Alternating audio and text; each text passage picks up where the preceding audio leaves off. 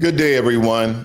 Welcome to Blacklogic. Now, in our last video, we broke down tethers and individuals or groups imported to the Black experience, but not to strengthen it, but to dilute and redirect it. Now, the strategy has evolved. We've moved from cultural confusion to full-blown political takeover. So, as a distinction, I'll let this sister chime in very quickly. That way we can build a premise and I can contextualize what I'm referring to. I want you guys to listen in. Americans, can you all educate Africans on why you all don't like to be called Africans? Instead, you want to be called Black Americans. You genuinely want to know as an African man. So the short question would be, we're not African. And I know that there is an African somewhere around the world that is just cringing and just shaking in their skin every time they hear a Black American say that they're not African. But let me just explain this to you like this, because I feel like you're asking this question out of genuine curiosity and not trying to force an identity on a group of people that you probably really don't know anything about. Black Americans have been in this country for hundreds of years, okay?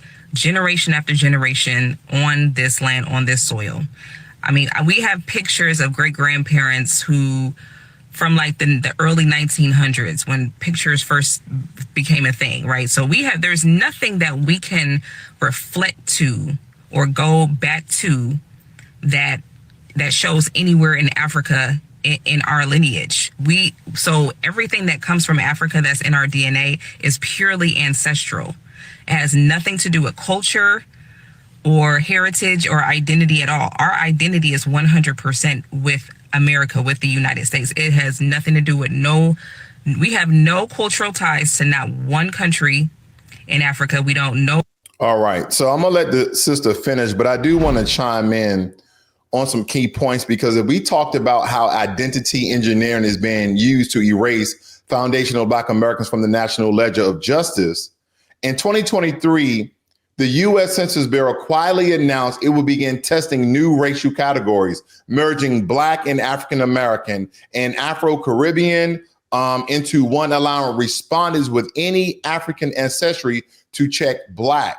Now, this means that someone from Tunisia, Brazil, or even the UK who's never lived under Jim Crow redlining or mass incarceration, or even in present-day modern discrimination and racism that a lot of Black Americans still face, can now statistically replace the descendants of American slavery. That's not representation, that's erasure. Now, the purpose of this redefinition is data camouflage. And this is, of course, in my opinion, because when the federal government counts everyone as Black, it can claim success on Black progress while leaving foundational Black Americans locked out of actual wealth, contracts, and even justice. So, for example, a 2022 Brookings report showed that median household wealth for African immigrants was 5 times higher that of Black Americans descended from slavery, yet both groups are counted as Black progress.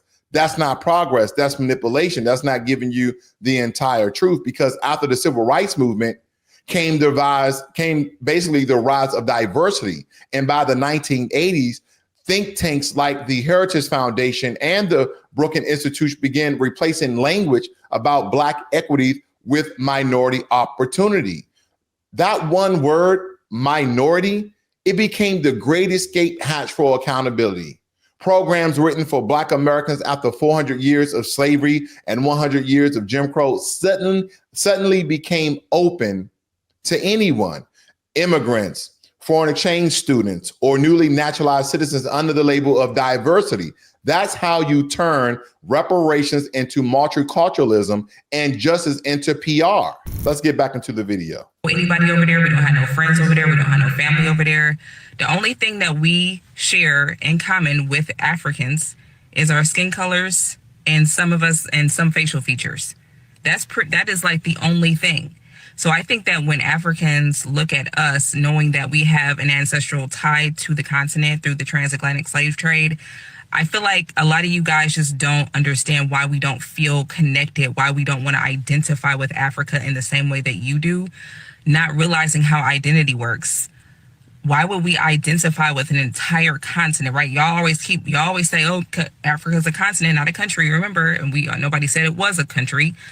But We don't we don't have any ties at all, no connections for hundreds of years. So it wouldn't even make sense for us to identify as an African when that word means nothing to us, because I'm not from there. I don't have no family, no friends. I don't know y'all. It's no disrespect unless you started with me first, but I'm not from there. So I can't identify with no specific place over there, no specific people, tribe, nothing. And then y'all have to keep in mind that we are our own unique ethnic group, just period. We share DNA with a lot of different groups around the world.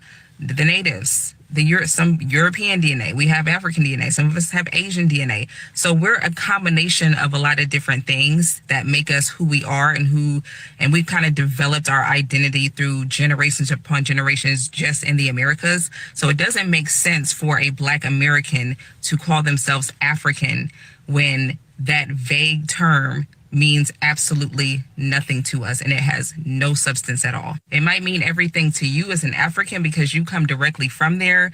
You have memories of that place, or either that or your parents or your grandparents have memories of that place.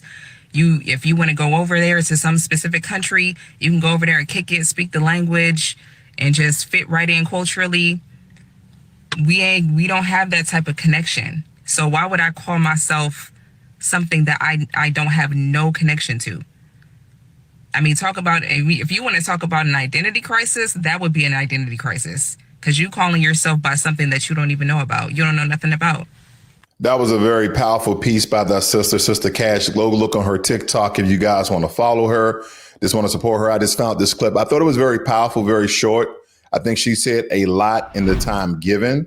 So I wanted to highlight that and kind of give as a premise to be more contextualized on this particular topic, because when I look at nonprofits and even NGOs flooding the political space under the banner of Black and Brown unity, but behind that particular language of solidarity came financial substitution. Now, according to the IRS filings, over $230 million in racial equity funding from major corporations after 2020 went to organizations led by non-foundational immigrants or multi-ethnic boards, basically not grassroots Black American movements, basically.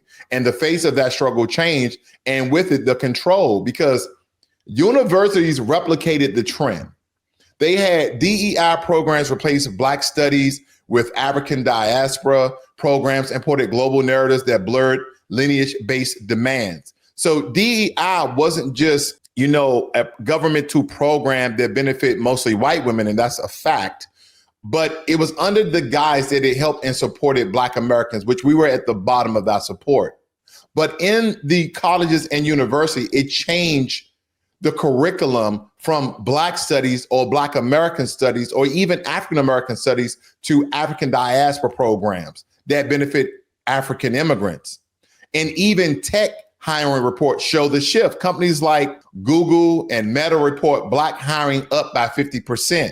But yet internal data show most of those hires are from Africa or the Caribbean nationals. That is why they can be very disrespectful. Not all African immigrants, not all Caribbean immigrants, but a good portion of them that spoil the bunch will come over and say, we make more money than you, we do better than you, but you guys are tethers. See, if we untether the line, you guys will fall, fail, and sink. That's what you guys are not understanding, that we have paved the way for all immigrants, but those who can blend in and skin in, and because they can cosplay, these are the ones when they get to a high position or they believe a level of success, these are the ones who are being very disrespectful and discouraging because they don't have the same ancestry. And these are some of the same ones that will call us slaves. You guys are just slaves. Like, wait a minute. Current in U.S., unless you're in jail, you're not a slave. But nonetheless, this is a very disparaging, deflammatory term that they use. Is almost equivalent, in my opinion, of a non-Black person calling you the N-word. And in some regards, I've even heard African and Caribbean immigrants calling a known Black American the N-word as a degrading term. We're like, well, in that case, we're all the N-word in this particular country, but they believe that they're different. They believe that they're better. Even in my comment section, someone told me that, yeah, Dominicans are not Black. Dominicans are not African or on some of that along lines. And I basically gave them the information stating that Dominicans are a mixture of different people, because again, we have to look at Dominicans today, not the native Dominicans of that land. Dominicans today are a mixture of 3 or 4 different types of people. You guys are a mix of the native Dominicans that was on that land prior to. You guys are a mixture of the Spanish conquistadors that conquered that land. You guys are a mixture of the Tainos, and you guys are a mix of African slaves. That's why you have, whether it be Puerto Rico or Dominican Republic, you have a blend of different shades, colors, and tones of people, depending on their lineage lines and how they mix. Yeah, there's a great portion of Dominicans that are light skinned, but then there's Dominicans that are dark skinned, just as well as in Puerto Rico. Now, what they show to the world is that majority of Puerto Ricans are a light brown skin or white skin that they can kind of blend in with Caucasians, just as well as Dominicans. When you look at the presidents and, you know, the governmental officials, a lot of them are light skin or white skin to show that this is a country of white people, which is absolutely not. Unfortunately, Spanish conquistadors went around the world and conquered all these lands and mixed with African slaves, mixed with Tainos and Native Americans, and mixed with the native people of that land. So they have an identity politics, because if someone wants to say, well, you're not attributing to your blackness, well, the same way we view blackness is probably different than what they view blackness. But I would like to ask a dark-skinned Dominican, what do they label themselves as? Because believe it or not, they receive a lot of discrimination and racism in their country as well. And when I look at these programs, going back to the college comment about these DEI programs that now favor African diaspora versus Black American study, this isn't representation, it's displacement through statistics. To understand this, we have to really go back to 1965. When you look at the Hart-Celler Immigration Act, before 1965, immigrants from Africa and the Caribbean made up less than 1% of the Black population. Now, if you guys want to research that term, again, that Immigration Act was the Hart-Celler, Celler Immigration Act. Because prior to that, it was only 1% of African and Caribbean immigrants in America that made up the Black population. Now, by 2020, that number jumped to over 10%. And among college educated Black Americans, immigrants now make up nearly 1/3. So it's not a coincidence. It's a cold war engineering, in my opinion. And America wanted to showcase itself as a post-racial democracy during decolonization. So it imported elite Black immigrants to soften the image of domestic racism.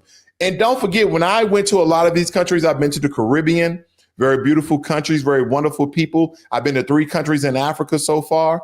Very wonderful people, very beautiful countries. Again, if they can, increase and upgrade their infrastructure to a certain degree, and probably do a whole governmental overhaul, because they will state that they have a lot of governmental corruption in their countries. But they have great land, great resources that they can do a lot with. But majority of the countries in Africa, a lot of their people live in squalor, live in poverty. You think that you grew up in the ghetto?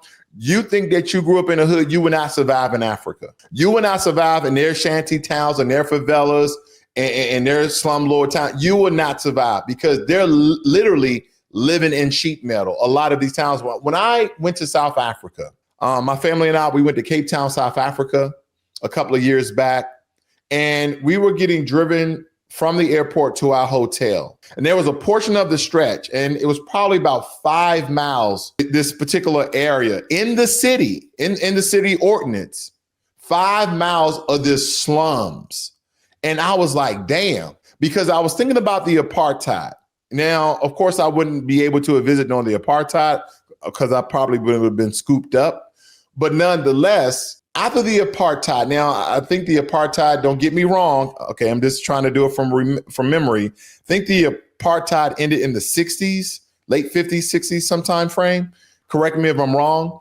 But nonetheless, we're talking about what, 40, 50 years, almost 60 years now. I would like to believe they would have cleaned up a lot of those towns, maybe built maybe some small, tiny homes that are renovated and modernized, but no. Unfortunately, as a lot of the countrymen and women will state there, that their governments are corrupt. So I wonder what are they doing in their homeland? And again, America, we always recruit the top talent, no matter where they are. If you believe that there's this immigrants from the Caribbean, Africa coming to America and working hard, doing Uber, no, they're taking the top talent because, yeah, they may be doing Uber, but they're also taking a lot of high-tech jobs, service jobs, and product jobs. And the reason why they're not in their country is because they fled their country, because they couldn't make a way in their country, because they couldn't do economic or political change in their country. So they come here,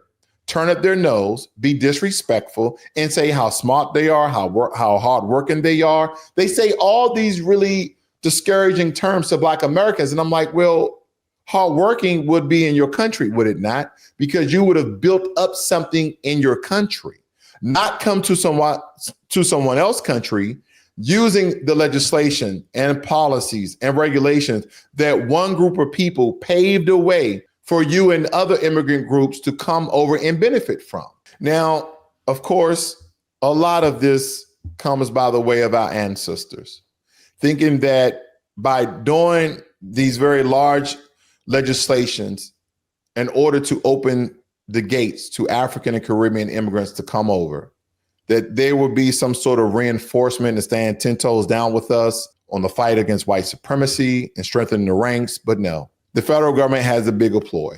Those who came over, they made sure that they looked at Black Americans as Akatas and Jurias and Abibs and anything that they deem less than, that they are better, that they are more hardworking, that they are more intelligent, that they believe the white supremacy ideology that we are low IQ and lazy and welfare kings and queens. So to me, ladies and gentlemen, there is no surprise that a lot of these institutions like the IMF, the International Monetary Fund, the World Bank, and the U.S. think tanks funded exchange programs designed to export American capitalism and import compliant Black voices. This is the Democratic Party that you guys are looking at. When you guys look at these Black faces, I want you guys to research and define who they are and where they're from. Now, just because they were born in America, I want you to research their parents. Where are their parents from? What are their ideology? Because believe it or not, a lot of Black Americans, even though traditionally, ever since Lyndon B. Johnson signed the Civil Rights Act, they were voting Democrat. But the ideologies of a lot of Black Americans are very conservative, traditional family conservative, not Republican. I don't want politics to interfere with the terminology I'm stating. A conservative mindset, traditional family, God and home, and husband and wife and children, so on and so forth. Those conservative values, okay, that Republicans take a hold to. But again, we vote liberal, which goes against our best interests. Because it seemed as though that a lot of liberals supported mass illegal immigration and abortions and welfare. But a lot of us have been duped and tricked by the Democratic Party. And guess what? Those Black voices that you guys hear, again, define them. See where they're from, their parents from. Because I promise you, there's a great portion that are not from this country. So I believe a brilliant example is described in Mary Cold War Civil Rights book, that race and the image of American democracy is very different. And the goal is to replace confrontation with cooperations, because they know that foundational Black Americans are very confrontational when our rights are being put up on public display and being basically taken away. But they know that this new Black demographic, or this new African and Caribbean demographic that has really risen in numbers over the past years, that is included with the Black population, has quietly been replaced. And that the confrontation of Black Americans fighting for our rights and marching and protesting is being replaced by Black voices on TikTok and X and YouTube and all these social media platforms to cooperate and to fall in line. And America would never be what it is today without foundational Black Americans. And that goes for every single American of the achievements that we made simply by our voices. They just want complicity. They don't want confrontation. Because today, minority businesses, enterprises, and certifications really blur our lineage. You have Nigerian tech startups, Dominican contractors, and North African LLCs that qualify as Black-owned businesses under the U.S. Small Business Administration definitions. And they're the ones that are getting the contracts. They're the ones getting the funding, not Black American businesses. And meanwhile, foundational Black Americans who built the labor infrastructure of this country, we receive less than 2% of federal contracting dollars. And they know exactly who they're dealing with. The only thing that you have to do is look at their names. You will have a name like Robert Adebayo. That's a Nigerian fellow. You will have a guy named like Omarion Gonzalez. So we have to understand how these things are being done in very plain sight. But they would tell you that there's Black progress. But the Black progress that they're talking about is for non-foundational Black Americans. And in politics, the same playbook continues because immigrant activists are elevated to speak for the Black vote. We have all these non-foundational Black Americans speaking for Black folk. Look at Kamala Harris. Oh, I know I got some of you mad with that. But we have to understand that we cannot redefine Blackness. We cannot redefine Black Americans. Because if you don't understand from Tethers to Takeover and how the immigrant narratives erase foundational Black Americans, and if you don't understand that white supremacies take both sides of the argument, and I'll give you one more. If you do not understand white supremacy, then you'll never understand anything else. Because they have a lot of Black immigrant activists that are elevated to speak for the Black vote. You guys remember when they had Trina and Saucy Santana and they made up the whole entire song, No Vucking, No Vote? Think about that. Think about Get Your Booties to the Polls, and they use overweight, out of shape strippers to do so. I just want you, and think about the public voices we have in the Senate and in Congress that are from other countries like Hakeem Jeffries. Look at his lineage. Look at Ilhan Omar. Look at her lineage. And some of the rights and policies and and regulations and legislation that they try to pass into law. We don't have a shared struggle. So they don't have the same causes in Congress. But through institutional sponsorship, you'll see them on MSNBC and CNN, fluent, funded, and far removed from the lineage of freedmen. When every cultural claim Blackness, a lot of people in these spaces are cosplaying. But I want you guys to ask yourself this question. What happens to our memory? The music, the marches, the martyrs, rebranded as global Black culture. Juneteenth becomes multicultural. Hip hop becomes universal. Jamaicans created hip hop. Puerto Ricans created hip hop. They're now trying to steal every single thing we've ever done and that we've always been known to create. Slowly but surely, the debt that America owes to foundational Black America, it disappears. So this dilution is not diversity, it's data warfare. If you erase the data points, what evidence do you have? What claim do you have that you created this, that you struggled this, that you've done this, that you've done that?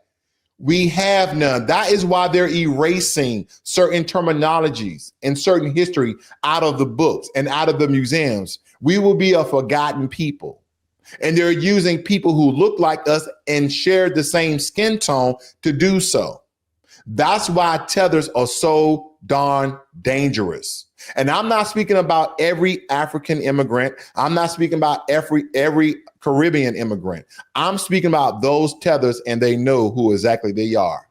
Because when you erase our lineage, you erase the liability of this country that they owe to us. The fight is not to exclude other, it's to define ourselves. Because just as the Cherokee Nation, the Japanese American Citizens League, and the Holocaust Claims Conference fought for lineage-based justice, I want you guys to think about that. All the Native American tribes that receive reparations still to this day, and I know I might have a lot of people in the comment section, Black and non-Black, talking about, we don't owe you reparations. You're not going to have reparations with my dollars. But every single time I bring up Native Americans, not Native Americans who've been put in detainment camps 100 years ago, we're talking about today. 2025, 2024, 2023, all the way back to the 40s and 50s. Native Americans have been receiving reparations from this country by the way of our tax dollars. I'm not fucking watching them because foundational Black Americans are owed. We don't deserve it. Oh no, we don't deserve it. We are owed reparations, cash money. Because when I talk about other groups like Japanese American Citizen League, they got reparations from America. Holocaust Claim Conference for Lineage-Based Justice. Not only did Holocaust survivors that came to America receive reparations from America and Germany, but even with Barack Obama was in office, even with Joe Biden was in office, Holocaust descendants received reparations from this country. So we have two groups of people in this country that are still receiving reparations each and every year from this country. And that's Holocaust survivors' descendants, as well as those 500 federally recognized Native American tribes. So what must foundational Black Americans assert their legal and historical specificity? What must we do? But because believe it or not, the solution isn't anger. It's not anger. It's not getting mad. It's not being frustrated. It's architecture. That's what it really is. Lineage-based data tracking separate from Pan-African categories, tracing people's lineage back. Legislation recognizing the descendants of U.S. slavery as a distinct protected class. Reparation commissions, state and federal, that use lineage verification, not ethnicity checkboxes. Cultural institutions that teach that the specific history of American freemen, not generalized Blackness. This isn't about hate. It's about the truth. It's about precision. It's about protection. Because when you define but how you look at the definition, it slowly disappears. But we have to look at how our destiny may follow. So America can never repay what it refuses to define. And that's why they're trying to erase it. They're erasing it in many strategic methods that we look at, replacing us with African and Caribbean immigrants, as well as through text when it comes to colleges, university programs, when it comes to museum and textbooks. Foundational Black Americans honor a flavor of diversity. We are the foundation of the Republic. And until our lineage is recognized, repaired, and respected, no other coalition can stand on solid ground. I want you guys to remember that. Because here on Blacklogic, this is where the power speaks the truth.